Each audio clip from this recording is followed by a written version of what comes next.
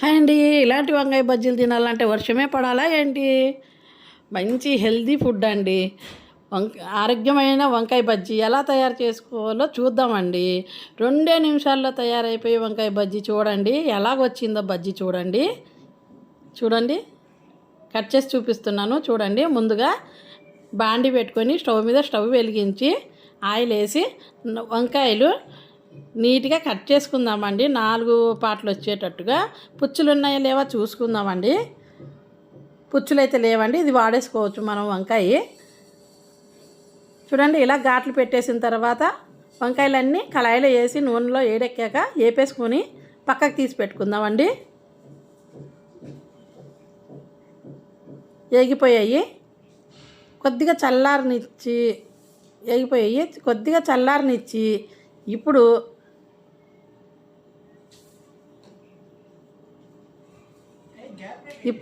శనగపిండి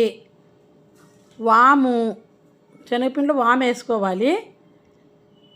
జీలకర్ర గుడక వేసుకోవాలి. నలిపేసి వేస్తే స్మెల్ బాగా వస్తుందండి. తినే సోడా, వంట సోడా అండి. ఇప్పుడు సాల్ట్ వేసుకుందామండి. సాల్ట్ వేసేసుకొని బాగా కలిపేసుకుందాం వాటర్ వేసి. ఇప్పుడు వాటర్ వేద్దామండి. ముందు అన్నీ కలిపేసుకున్నాక వాటర్ వేసేసుకొని చక్కగా కలపాలండి. పిండి బాగా బజ్జికి సాగేటట్టుగా కలుపుకోవాలి.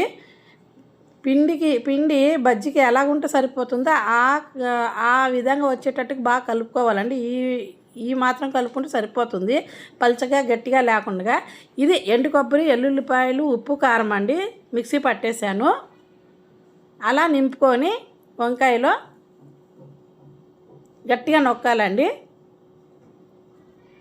ఆ పొడి చాలా టేస్టీగా ఉంటుంది. ఆ పొడి నూనె ఎడెక్కిందా లేదా బజ్జీలో ముంచి వేయడానికి అని వంకాయ ముంచి పిండిలో బజ్జీ వేసుకోవాలండి. ఎంత కమ్మగా ఉంటుందంటే 2 నిమిషాల్లో అయిపోతుందండి వంకాయ బజ్జీ. ఎక్కువ టైమే పట్టదు, చాలా వేడివేడిగా ఉంటుంది. అలా సాయంకాలము టీ తాగుతూ తింటే బాగుంటుంది. అన్నం రైస్లో మధ్యాహ్నానికి బాగుంటుంది. చాలా కమ్మగా ఉంటాయండి. మీకు కూడా కావాలంటే మీరు కూడా ట్రై చేయండి. నా వంకాయ బజ్జీలు అయితే నాకు చాలా నచ్చాయి. మీరు చేయండి, మీకు కూడా నచ్చుతాయండి. చాలా కమ్మగా ఉంటుంది. చూసారా, ప్లేట్లో అన్నీ పెట్టాను. ఇప్పుడు చూడండి ఎలాగొచ్చి బజ్జీలు బాగా కాలాయి లేదా. ఇప్పుడు కట్ చేసి చూపిస్తాను చూడండి. చూడండి ఎంత ఎర్రగా ఉందో, లోపల బాగా ఉడికిపోయిందండి.